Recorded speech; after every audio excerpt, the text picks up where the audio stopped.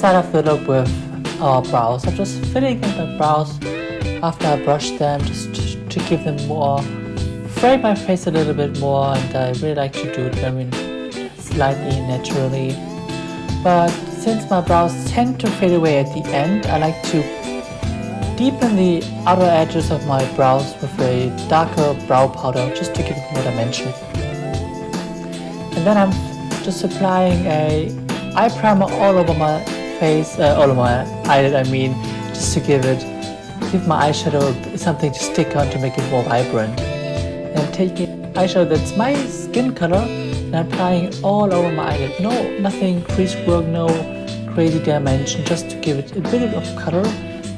And I'm giving my eye dimension by putting on a lighter shimmer shade in the middle and darker shimmer shade in the other corners, just to give it even more dimension.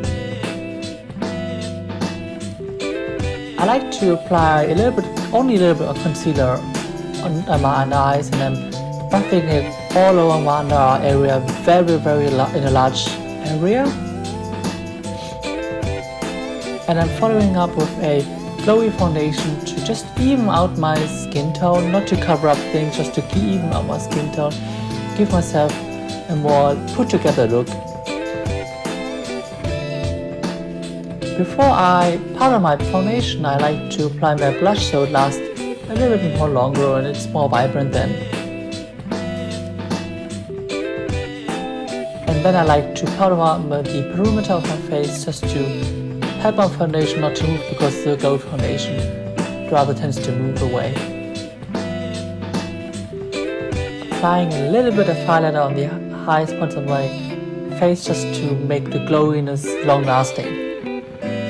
And finishing up with a lip tint just to even out my lip color again, not to change my lip color, just to even it out, to make it more cohesive. Don't forget to subscribe, like, comment, share it, and we will see us next week. Tschüss!